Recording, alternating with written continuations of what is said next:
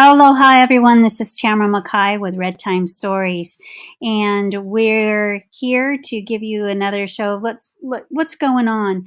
But before we go into that, um, tomorrow is Veterans Day, and wanted to go ahead and share a really good clip uh, regarding Veterans Day, the history of it, and a lot of information. We owe a lot to our veterans and to why we celebrate our freedoms that we have today, and talk about more of the fight that we still have ahead in preserving our country, our freedoms, and America.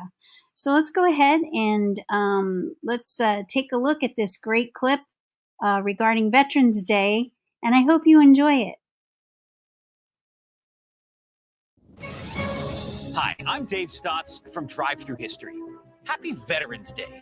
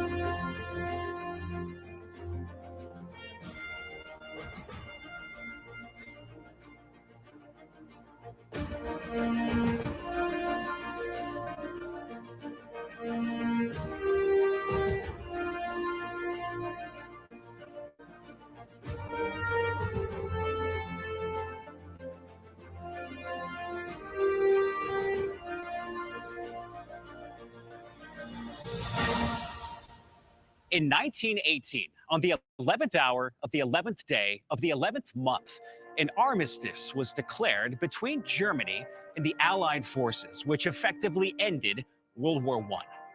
The following year, many countries celebrated November 11th as Armistice Day throughout the world.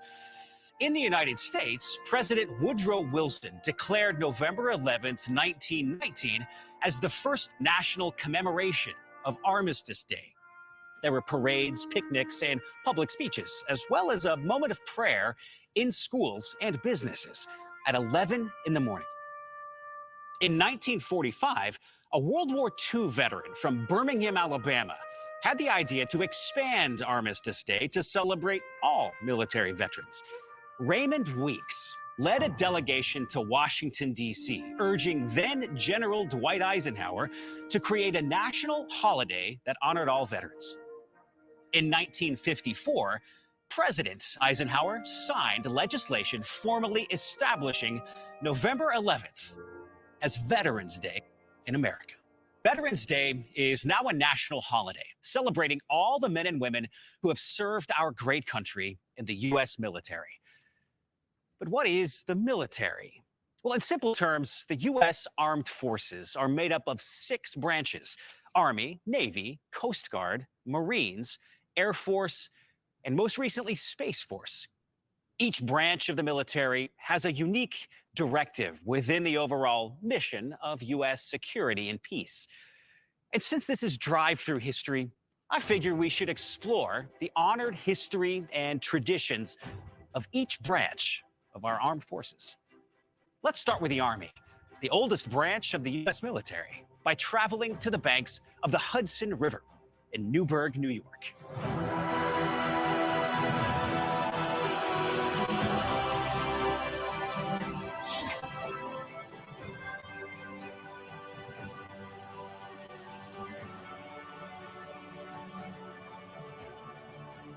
When the American Revolution started at the battles of Lexington and Concord in April of 1775, the colonists didn't have an army. At that point in history, each of the 13 states relied on their own militias, made up of part-time civilian soldiers. But on June 14, 1775, the Second Continental Congress unified the colonial militias to fight the British forces by establishing the Continental Army. One day later, Congress unanimously elected General George Washington as Commander-in-Chief. All Immediately, the Continental Army absorbed 22,000 militia troops around Boston and 5,000 militia troops around New York City. It also established the first 10 companies of Continental Riflemen from Pennsylvania, Maryland, Delaware, and Virginia, which became known as the 1st Continental Regiment. George Washington and the new Continental Army had their first major victory when they forced the British out of Boston in 1776. But later that year, they had their first major defeats when they lost to New York City. After crossing the Delaware River in the cold of winter, General Washington and his army returned to defeat the British at Trenton and Princeton, thus retaking New Jersey and restoring morale. They continued with significant victories at Saratoga in 1777 and Yorktown in 1781. During this period, George Washington had a special gift for holding his new army together, leading his officers, and encouraging his troops. He was also known for his detailed attention to supplies, logistics, and training, which would prove crucial for long-term success against the professional British forces.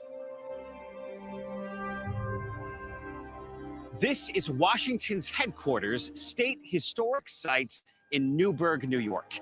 Acquired and opened by the state of New York in 1850, this is the first publicly owned and operated historic site in the United States. Known as the Hasbrouck House, this national landmark is restored to reflect George Washington's time here with his wife, Martha. From April of 1782 to August of 1783, George Washington made his headquarters in this fieldstone farmhouse just above the Hudson River. It was the longest he stayed at any location during the 8.5 years of the Revolutionary War.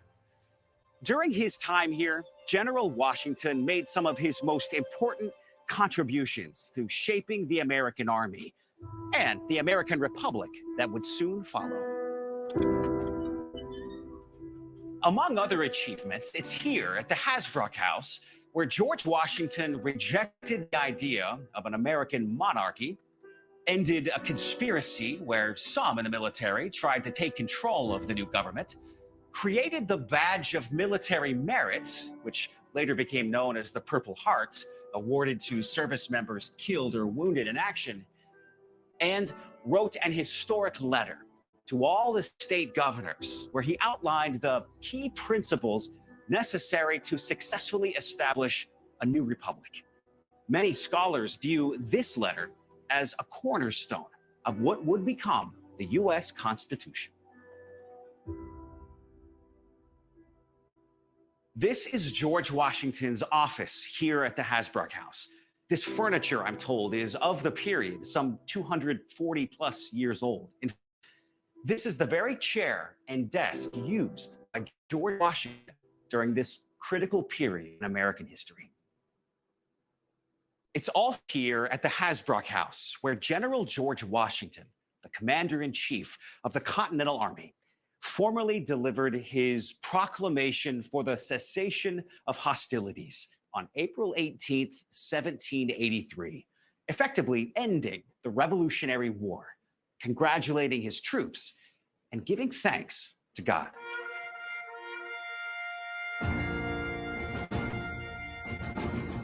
Just south of Washington's headquarters in Newburgh, New York, is another important military site dating back to the Revolutionary era. Let's drive about 13 miles down the Hudson River to check it out.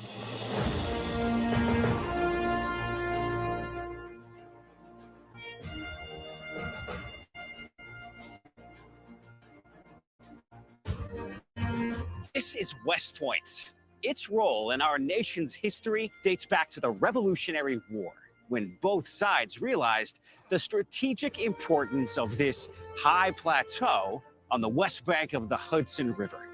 In fact, General George Washington considered West Point to be the most important strategic position in America. Continental soldiers first occupied this key spot on January 27, 1778, after the harsh winter froze the Hudson and allowed a Connecticut militia unit to cross the river and set up camp here. Thereafter, the Continental Army fortified the site with forts, walls, and cannon batteries to defend against British ships traveling the Hudson River. The Continental Army considered the British Navy such a threat that they built a huge iron chain to block this span of river between West Point and Constitution Island over there. Known as the Great Hudson River Chain, it had 2-foot lengths stretching the length of 6 football fields. Incredibly, the obstacle worked, and the British never even attempted to run the river here at West Point. After the war, the Great Chain was melted down for iron, but a small segment is still on display here at the Academy. During some of the Revolutionary War, West Point was known as Fort Arnold, after its commander at the time, Benedict Arnold. But after his treasonous activities were uncovered in 1780, Arnold fled to the British side, and West Point was renamed Fort Clinton. Though the fort was used for training cadets in engineering, starting as early as 1794, it wasn't until 1802 that President Thomas Jefferson officially established the United States Military Academy here at West Point. It was the first military school in our new nation.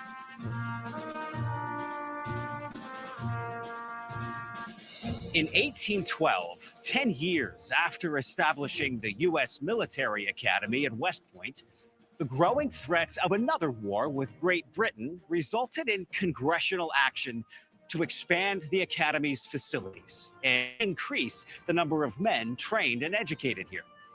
Then, beginning in 1817, the Academy was expanded once again, and the school became one of the nation's finest sources of civil engineers.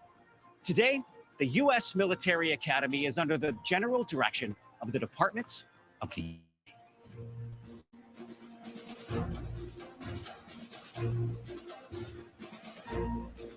Now, to dig a little bit deeper into the military history and traditions here at West Point, I'm joined by Lieutenant Colonel Dave Seary. Hi, Dave Stotts. Dave Seary. Yeah. Please call me Dave. Okay, I will. So give us a little bit of an idea of where we're standing and what West Point's all about. Well, right now we're on the plain. The plain is the parade field for West Point, and we're in front of the barracks. And over here you can see Eisenhower Barracks, Washington Hall, which has a lot of administrative and academic areas in there, as well as the mess hall in the first couple of floors. And then over here is MacArthur Hall. And you can see, if you look over there, you can see Eisenhower statue next to Eisenhower Barracks. Beyond that is the library. The library is brand new. General Patton is standing over there as well. And then over here, around the corner, you can barely see MacArthur's statue right next to the superintendent's house, the commandant's house, and the dean's house. You'll see the flagpole, which is a mast from the USS Maine, which was lost in Havana Harbor during the Spanish-American War. And President or General Grant is the statue at the base over there. Now, I'm seeing a lot of these West Point cadets run in this 100-degree heat today, and it's really impressive. There's some tough young men and women. When they see these statues, is the idea for them to be impressed with the fact that they're here as part of the latest in a long tradition of honor and duty and sacrifice? I think so, yes. Yeah. I teach in the history department, and one of the things we say is much of the history we teach was made by the people we taught. Wow. Here we are inside the Cadet Chapel. This chapel was built in 1910. Now, one of the things I wanted to mention, earlier you were talking about Thomas Jefferson wanting a school for engineers, and that's exactly right. It was interesting because when Jefferson founded the academy, he opposed large standing armies. He didn't want a large standing army, he preferred the militia. But what he did want was school-trained engineers, because as he bought the Louisiana Purchase and hoped to expand the country westward, he wanted school-trained engineers to build bridges, survey roads, and do all those things that a young nation needed. And the best place to get those engineers was at a military academy, and that's why he did it. Yeah. So his initial goal wasn't to, as you say, expand it into a superpower military. He wanted infrastructure and bridges and such for westward expansion. Exactly. Okay. Yeah. Interesting. Here we are up at Redoubt 4. A redoubt is a small fortification. Up in the hills here around West Point, there are 4 redoubts. This is redoubt number 4. This was the last defense if the British were to come around from behind West Point and try to get up onto the fortification from the rear. You can see the river over here and how it continues, and then it curves back this way before heading north to Newburgh. The curve of the river is why West Point is here. Early in the American Revolution, Washington knew that West Point, this area, was key to the continent because of the Hudson River. If the British could use the Hudson River as a high-speed avenue of approach, they could isolate the colonies over in Massachusetts, isolate the area they thought was causing all the problems. And if they could isolate it, hopefully they could defeat the rebellion. Washington knew he had to cut this line of communication, this high-speed avenue of approach, and they wanted to find some place on the river where they could stop the ships. And this was perfect. The river narrowed, which was nice. The currents and the winds are very tricky going around this S curve, and so it would hinder British ships. And then that was the spot down there. If you can see down on the river, you see a little white boathouse on Constitution Island across there. Yeah. Yep. That, just to the left of that, is where they anchored the Great Chain from Chain Cove on this side across when they finally put the Great Chain in. When they did that, it created an obstacle. The chain floating on rafts of logs, and in front of it was a log boom. The boom was designed to slow down the British ships before they got to the actual chain. But the chain is just an obstacle. And one of the things we learn in the military is an obstacle is not an obstacle unless it's overwatched by fire, meaning unless you have somebody with guns pointed at it, you can get around, you can go over, you can go under, you can break an obstacle. So the real defense were all the batteries of artillery that were facing the river down there. And that was what was going to stop the British. Right here, this is the iconic view of Trophy Point. You can see the S curve as the river comes around here. Right around here, yeah. You can see the white house there and the white boathouse, which is where the chain would have anchored. One end of the chain would be connected to where that white boathouse is, and so it would connect over to this side, down that slope on the shore. Okay. Down that slope. And one of the important things to remember is everything at West Point focuses on the river.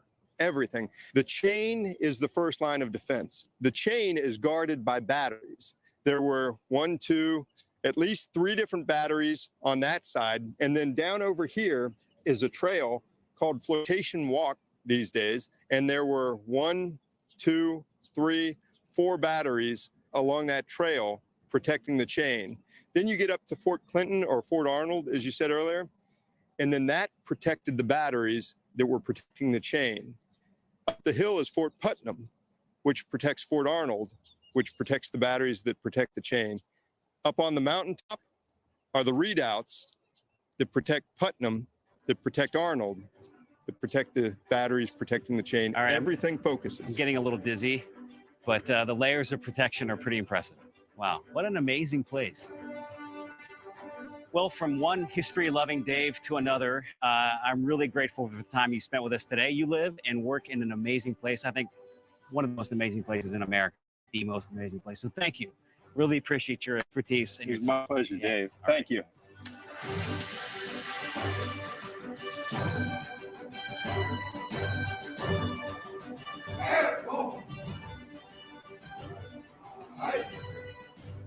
$99, $100, give or take. I could hack it at West Point. Today, the U.S. Army is made up of more than 700,000 soldiers, including active duty and Army Reserve personnel. I pray that God will continue to power and protect these great men and women as we roll ahead into a new era of challenges at home and abroad. Now, to explore the next branch of the U.S. military, the Navy, let's return to New York.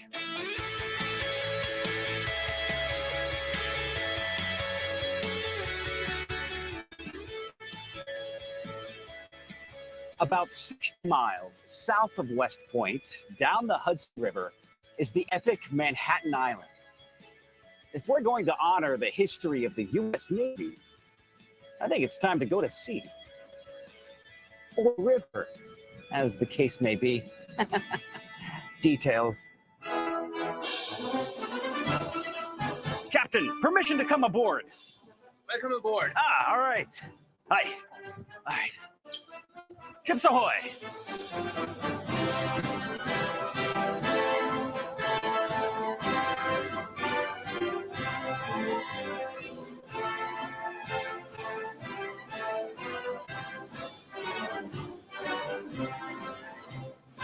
The U.S. Navy recognizes October 13, 1775 as the date of its formation. This is when George Washington encouraged Congress to officially create a continental navy and purchase 2 boats for missions against British merchant ships, bringing arms and supplies to the colonies. Then, 2 months later, Congress went on to authorize the construction of 13 warships armed with cannons.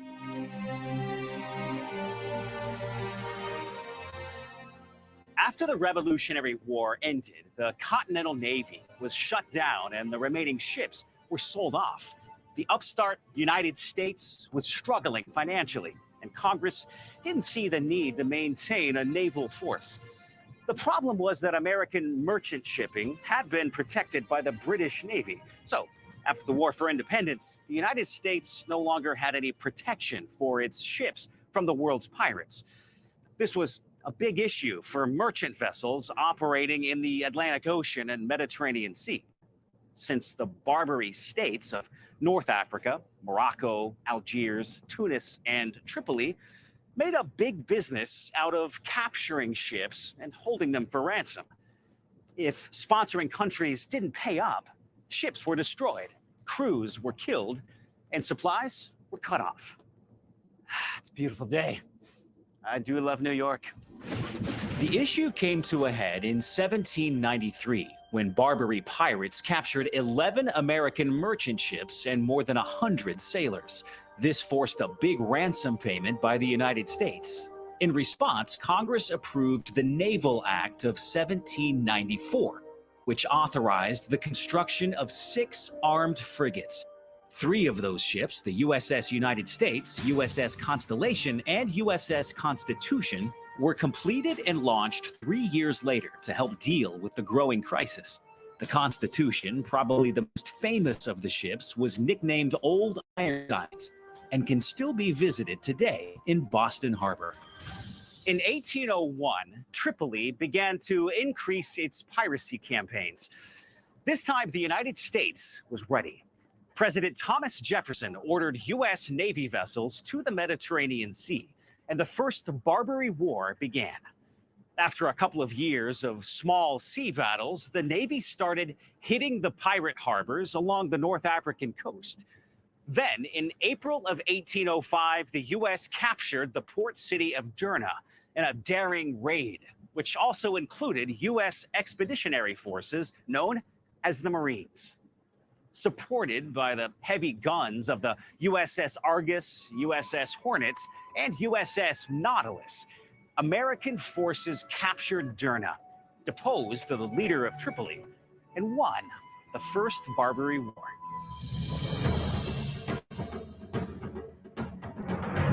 In 1815, Algiers tried its hand at increasing piracy attacks, and the Second Barbary War broke out.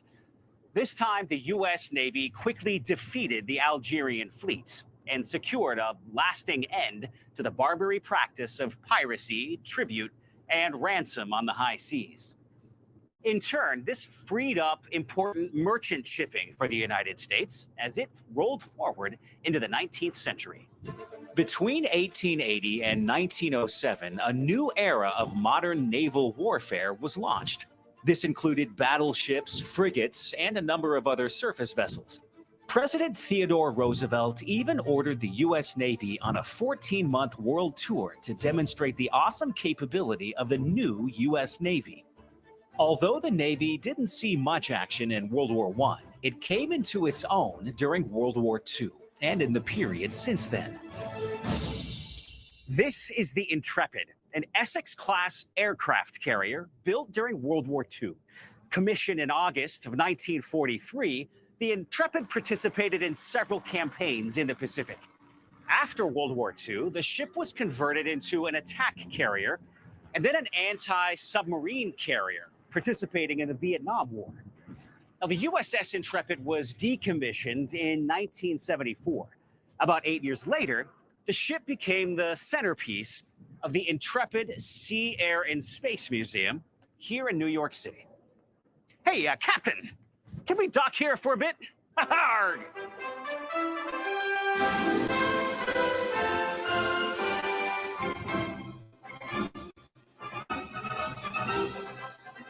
So I finally made it aboard Intrepid. I've had the pleasure of meeting Navy veteran Mr. John Oliveira. He's going to give us a brief tour of the Intrepid. There's probably no such thing as a brief tour. You're right. The Intrepid is huge. But thanks for spending a few moments with us. Now, you served on the USS Intrepid, is that Correct. right? Yes, sir. Okay, tell us a little bit about what you did and maybe give us some of the highlights of this vessel we're on. Well, I guess when I first came on board, it was a whole new world to me. It was I was totally lost, had no idea. So you rely on actually all your shipmates have to show you what to do, how to do it. My two favorite words were pay attention. So that's what I I'm always sorry, what did. was that? I Pay missed- attention. Oh, okay. I always Spaced paid out for a attention. moment Yeah. there. So when I see the footage of planes coming in or taking off, I see lots of men running around on deck. Well, you were one of those guys. I was, yes. What did you do exactly? Well, I started as a blue shirt, they call us. What we did with a plane handler. And so what you did was you move the aircraft about, usually by hand, but a lot of times you could be using a tow truck or a tow bar. Yeah, it might be 2 or 3 guys get on a tow bar and you pull the plane so you can back it in and park it properly so you get ready for the next phase of operation that the plane was going to be on. You probably didn't need much help, though. You could probably move a plane by yourself. I mean, Well, maybe back then, yeah. I don't wouldn't be try that modest. today. Mostly my area was up front. I was working up the forward guy. We have to spot all the aircraft up forward for recovery. So all the aircraft that were in the air had to be recovered. And once they were all recovered back there, then we spot them again and get ready for the next launch. So, for example, all the aircraft that are up here now will all be in the back of their ship. Okay. And we had two launching sites. We had the starboard catapult and we had the port catapult. So those would be, and they go alternately. And it takes about 2 seconds. You get 100 and something miles an hour. Wow. And they'd be in the air. This would go on day and night. And as soon as they were all launched, then we bring all the aircraft that were back there. We bring them all up forward. We spot them or park them up in this area. So now we can get ready for the recovery. And then all the aircraft that are in the air would then be recovered in the back. Because elevator 1 would be right around the section that we're standing on. And I actually operated that elevator. Today it's the ceiling for the auditorium in the Intrepid. Okay. But it was elevator 1, and it would take the planes up and down from the flight deck. Elevator 2 would be back further to the port side over there. So for those who don't know, the aircraft would be stored underneath the flight deck. Correct. And when it was time to take off, they would come up via the elevator that you described. Or they'd be sent down for repairs. It might be going down for repairs. All the repair work basically was done on the hangar deck. So up here would be, this is flight, we're getting ready for flight operation. And this is kind of where you spend most of your time. Most of the time, right up here. Yep. Wow.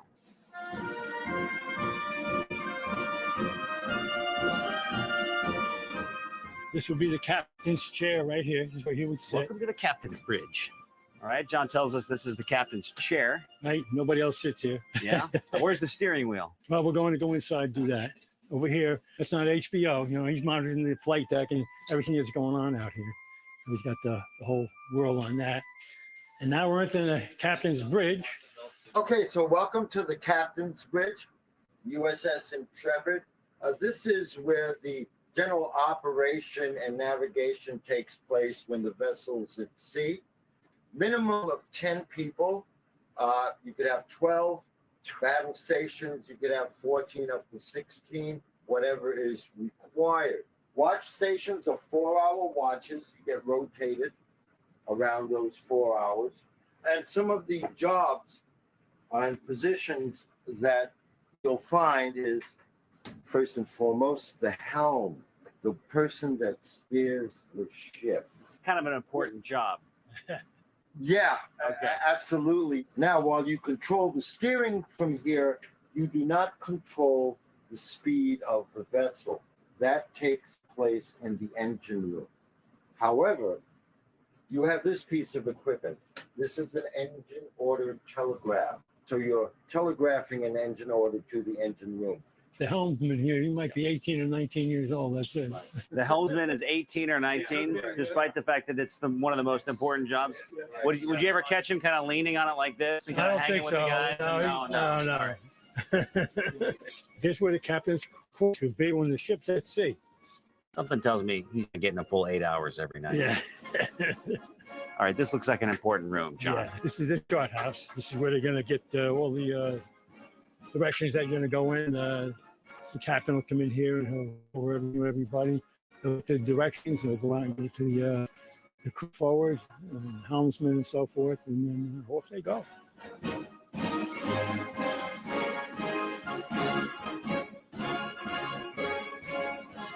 Listen, John, I really appreciate this tour. Thanks so much for this tour. Thanks for your service.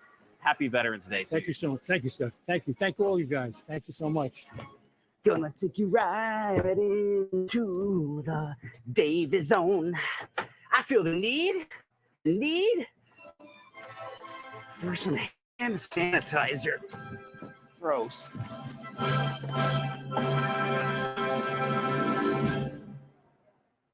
American ships like the USS Intrepid served valiantly during World War II and were responsible for many victories at sea.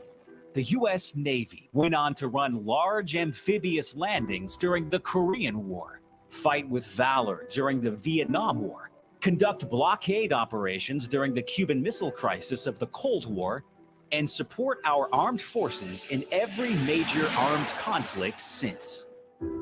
Today, the U.S. Navy is the largest, most advanced ocean-going armed force on the planet. It leads the world in technology, including the fields of propulsion, surveillance, and weaponry. The modern Navy is a big strength and resolve on the high seas, with a 21st century mission of maintaining security and deterrence through a sustained forward presence throughout the globe.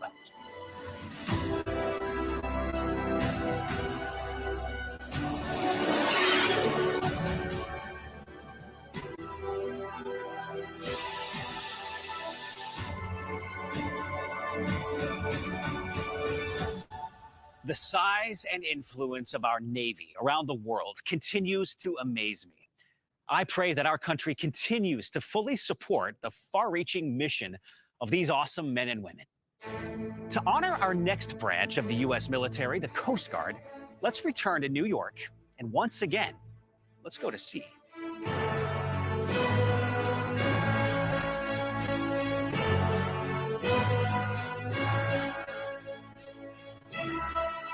This time, I'm taking things up a notch and jumping aboard a 500 horsepower Defender-class tactical boat previously used by the U.S. Coast Guard. Come on, let's see what this baby can do. Punch it, Chewie!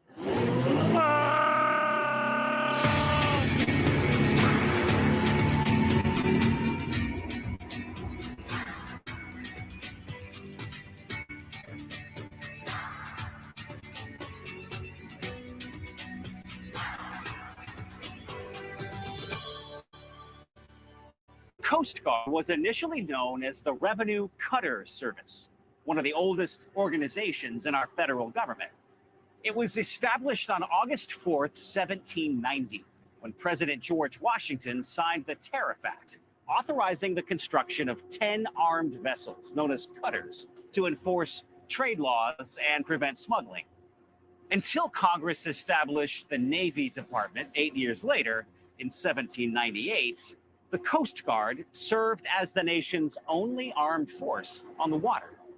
In 1915, the Revenue Cutter Service merged with the U.S. Life-Saving Service and was officially renamed the Coast Guard. It became the only U.S. armed service dedicated to saving life at sea and enforcing the nation's maritime laws. In 1939, the Coast Guard absorbed the Lighthouse Service, and in 1946, all merchant marine licensing and vessel safety responsibilities. The Coast Guard adopted its trademark orange and blue racing stripe design in 1967. Today, the Coast Guard is both a federal law enforcement agency and a military force, and therefore is a faithful protector of the United States in peacetime and war. In times of war, or at the direction of the president, the Coast Guard serves under the Department of the Navy, defending the nation against foreign threats and terrorism. In times of peace, the Coast Guard operates as part of the Department of Homeland Security, enforcing the nation's laws at sea, protecting the marine environment, guarding the nation's vast coastline and ports, and performing vital life-saving missions. One of the greatest rescue operations in the history of the Coast Guard happened on the night of February 18th, 1952, off the coast of New England. This rescue is the stuff of books and a major motion picture. To use the well-known writing cliche, it was literally a dark and stormy night. On that night, the sea was producing 70-foot waves. These waves were so strong that they broke the SS Pendleton, a 504-foot oil tanker, into two pieces. The forward half of the mighty ship was lost, taking the lives of Captain John Fitzgerald and 7 others. The stern, or rear half of the ship, remained floating.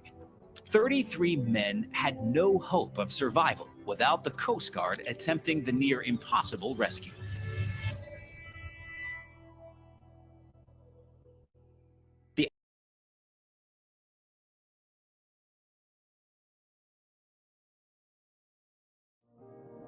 Honey. It's one of the greatest gifts to man. With millions of wildflowers in every bottle, the nourishing power of honey is still yet to be fully discovered. Be Nourished Healing Products combines healing ingredients from around the planet to the purest honey from the island of Maui to bring magic to your taste buds. The best honey from the most beautiful place to nourish your body, mind, and soul. From our hearts to yours, be nourished.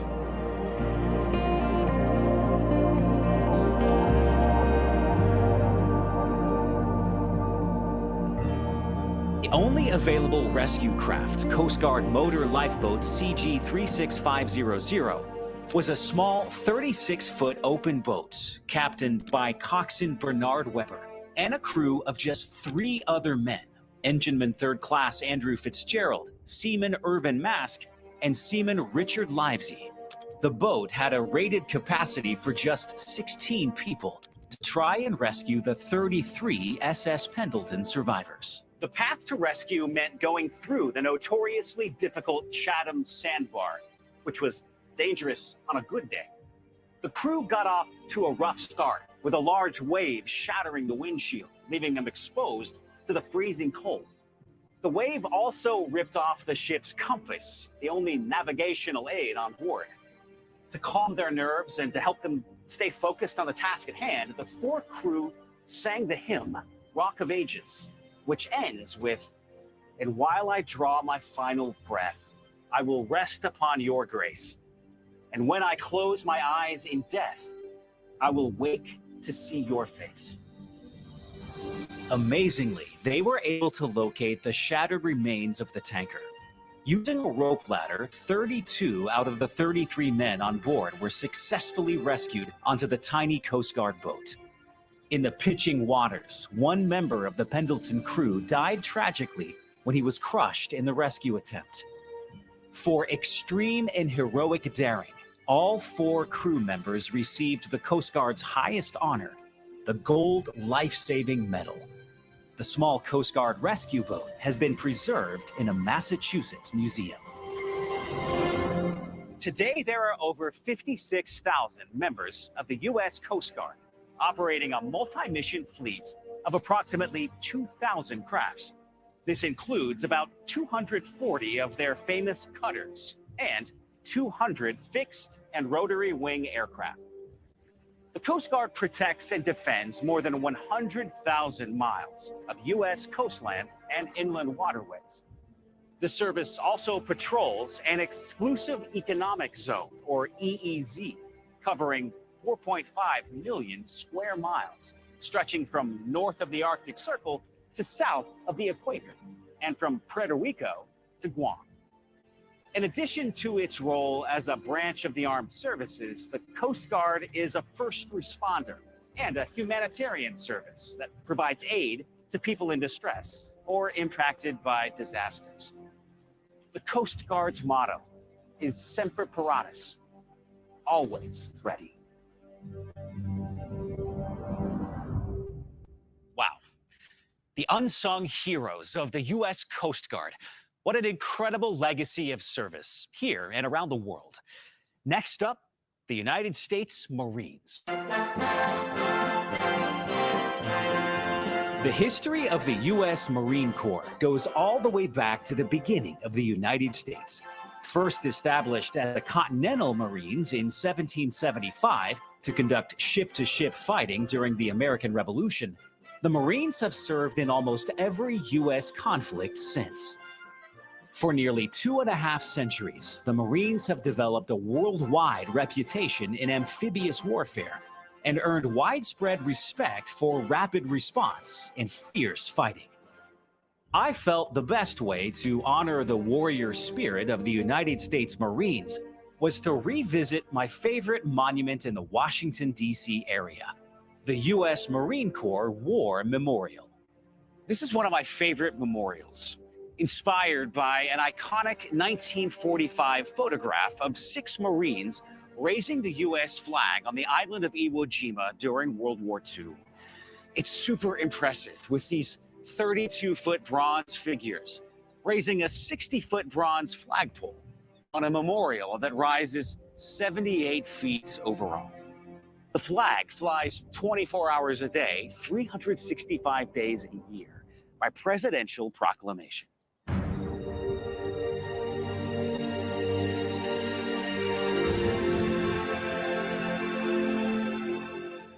Here's some of the history. The tiny island of Iwo Jima lies 660 miles south of Tokyo, Japan. Mount Suribachi, an extinct volcano that forms the southern end of the island, rises 550 feet to dominate the ocean around it. U.S. troops had recaptured most of the other islands in the Pacific Ocean that the Japanese took in 1941 and 1942. By 1945, Iwo Jima had become a primary objective in the American strategy to bring the War of the Pacific to an end. On the morning of February 19, 1945, the 4th and 5th Marine Divisions invaded Iwo Jima. The 28th Regiment of the 5th Division was ordered to capture Mount Suribachi. They reached the base of the mountain on the afternoon of February 21st, and by nightfall the next day had almost surrounded it. On the morning of February 23rd, Marines of Company E, 2nd Battalion started the treacherous climb to the top. At about 10:30 a.m., men all over the island cheered when they saw a small American flag flying atop Mount Suribachi. That afternoon, when the mountain was clear of enemy resistance, a second, larger flag was raised in the same location. Joe Rosenthal of the Associated Press caught the second flag raising in a famous photograph that won a Pulitzer Prize and later became the model for the Iwo Jima Memorial. Despite the capture of Mount Suribachi, the Battle of Iwo Jima would rage on for another month. It was some of the fiercest and bloodiest fighting in the Pacific Theater, with 6,821 U.S. troops killed. The statue of 6 Marines, 3 of which later died in the battle, would become a fitting tribute to the courage and resolve of U.S. Marines everywhere. Once the statue was completed in plaster, it was carefully disassembled and trucked to Brooklyn, New York for casting in bronze.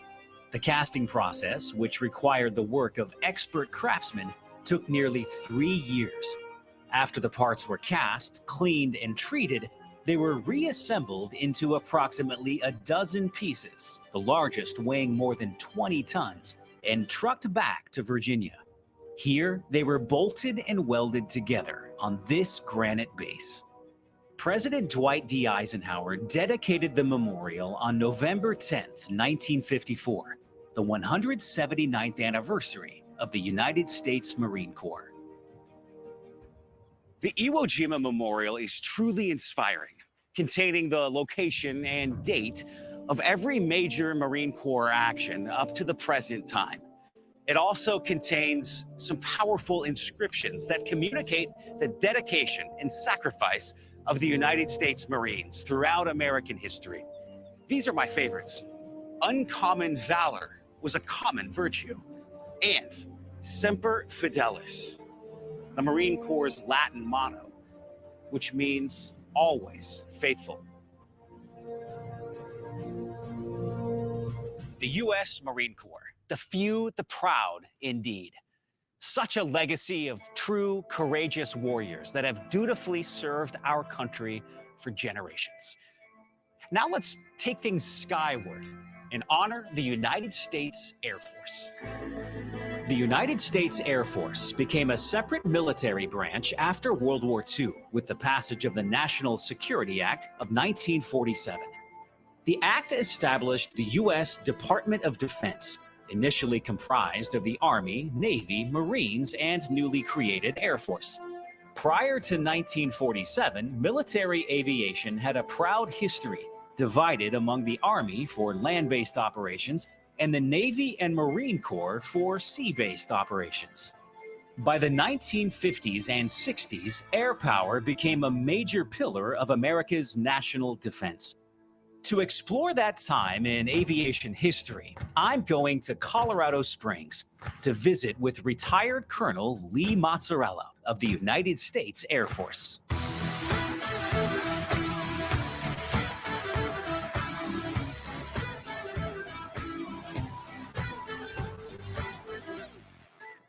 Hello there. You Hi. must be Colonel Mazzarella. Yes, Dave hi. Stotts. Yes, Yes. sir, Dave. Thanks so much for letting me come to your hangar here today. Okay, so I'm no detective, but I'm going to go out on a limb and say this is your airplane. Yes, I own it with another fellow. Okay, but your name is on the side here, right? Yes, sir. So what's Padrone? What's that all about? Padrone in Italian means Godfather. I'm not going to argue with you at all today whatsoever. Well, tell me a little bit about yourself. When did you get interested in aviation? I think probably in grade school, I received a book that said, talked about how to fly. I read it and I said, I could do that. So you're really living out your boyhood dreams even to this day, right? I'm very fortunate, yes. Never give up on those dreams, right? I'm very fortunate, yes. So Lee, you served in the Vietnam War. Yes, sir. And so tell me a little bit about the nature of your Air Force deployments in Vietnam. Well, I had two deployments, two tours, one in F-4s and one in A-1s. That's a Sky Raider, which is a World War II propeller-driven aircraft. Okay. The first one was early in the war, and when we were still striking at North Vietnam and Hanoi. The second one was in '72, and we did rescue. We would go in and clear the area around a downed pilot, and then the helicopter would come in when it was safe, pick up the pilot, and rescue him. That was probably the most satisfying of my tours, because we were able to bring a fellow pilot home. Now the A1s, those are the ones that had guns, right? Yes, Yeah. and we had 4 20-millimeter cannons, 2 cannons in each of the wings. Underneath the wings, we had 15 storage areas. So we would have what was called CBU, we would have a regular rocket pod, we'd have a marking rocket pod, we'd have a woolly phosphorus bomb, then there'd be a minigun, 300-gallon tank underneath, 150-gallon, and then the other wing was the same. We could start our own war. So you mentioned those rescue flights. Give Yes. us a little idea of what that looked like. Someone would be shot down. They'd scramble us from alert, just like in the movies. They would give us coordinates. We didn't have GPS. We had a map. And we'd plot the map where we were and where we thought the rescue guy was. And we would just fly that line, time and distance. Then the A1s would strike around the survivor, because once the helicopter got into the hover, they would drop a penetrator on a big hoist. They'd hoist them into the helicopter, and then we'd leave. Do you have an idea of how many sorties you actually went on while you were Well, serving there? when I flew F4s, I had 146. And in A1s, I've had 90 sorties, So how many does that give us? 236. 236. That's really remarkable. Well, Amazing. I was fortunate. In my F4 squadron, we lost 8 aircraft, 2 guys in each aircraft. That's 16 guys. In my A1 squadron, we had 9 shot down, but we rescued all but 1 pilot. 1 pilot was unfortunately took a hit in the cockpit and the plane exploded. This is called an RV, and it is the most popular kit airplane ever designed. It has a 160 horsepower engine. It's pretty fast, and it's fully aerobatic. And what does that mean? If you want to go up, I'm going to take you through a 1G roll. Do you have barf bags inside the plane? I do. Okay. But in all my experience of taking people for rides, I've never had one person become sick. Well, now it's for sure going to happen. So Lee, noticing the word experimental. Yes, sir. Should I be concerned about that in any way? You know, I need a flight attendant to do the little demonstration. I'm Frenchie? Oh. I don't know if I want to be Frenchie. It's really sunny, Lee. Should I have a hat? Yes, you have Hey, somebody throw me a hat. Great. Really?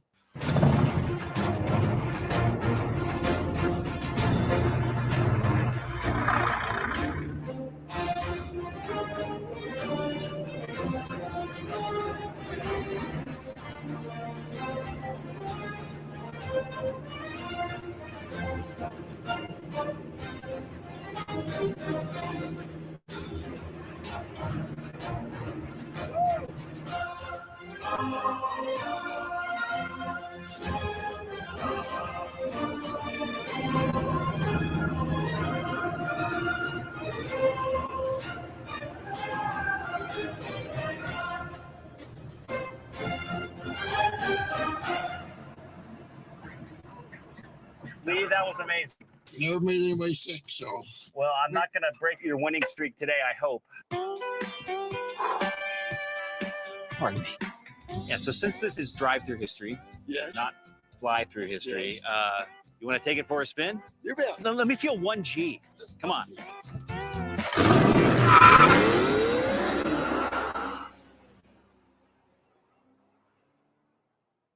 U.S. air superiority has been the key to U.S. military success since World War II.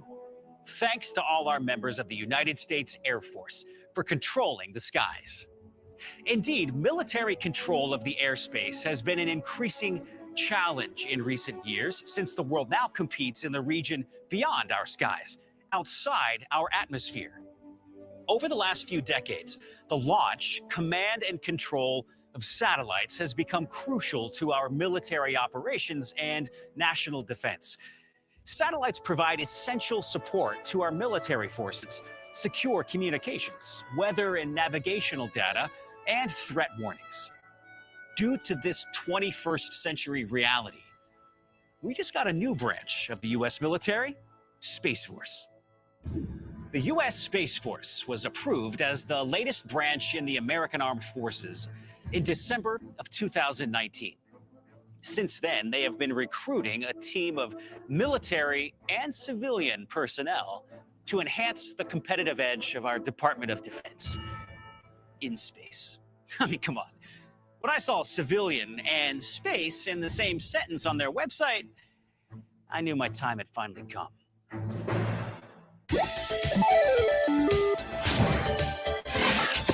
Since the 1980s, I've been honing my skills. Space Invaders, Asteroids, Galaga, countless tokens spent with my brother at the old video arcade growing up in Canton, Ohio. We also wore out our VHS of The Last Starfighter, a movie about a teenage kid who conquers a video game, only to find out that the game was a test planted there to help find and recruit starfighters from Earth to help defend another galaxy from an alien invasion. Later, when I found out the movie was not a documentary, I was sorely disappointed. Until now. In all seriousness, I couldn't be more excited for our latest military branch, the U.S. Space Force, and the crucial role it will play in our national defense going forward. Live long and prosper. May the force be with you to infinity and beyond. Nano, nano. While Veterans Day focuses on those who have previously served in our military, many of us treat the holiday a bit more inclusively. In addition to our past service members, there are also active duty soldiers and sailors, our reserve and National Guard forces, and of course, the millions of family members who have served our country by supporting their military spouses, parents, and children over the years. To all of you, thank you for your service. You know, I shudder to think about a United States of America without its military, diligently standing guard. Human nature is fallen. Bad actors seek power, and history tends to repeat itself. Therefore, an American policy of peace through strength should be as true today as it's ever been. We need to maintain our national willingness to engage evil when it rears its ugly head. We need to cherish our warrior class, those willing to take the fight overseas to defend our liberty at home. And we need to stand resolved in our military alliances with other nations that still promote the causes of freedom, democracy, and morality around the world. On this Veterans Day in America, I celebrate our nation's military history and sincerely honor the service and sacrifice of our military members and their families. On behalf of myself and the Drive Through History team, thank you again for your service.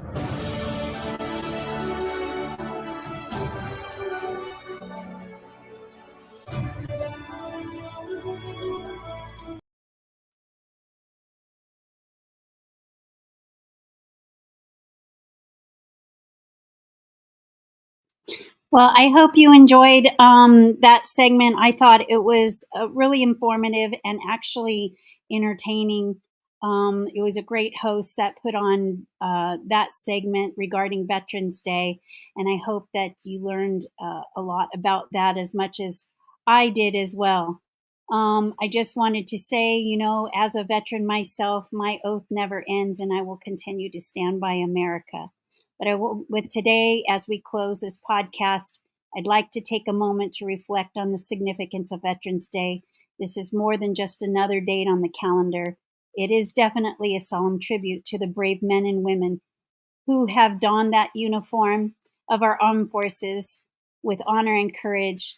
I honor my family members who served in the Marine Corps who have since passed away. I honor my son who is a veteran as well.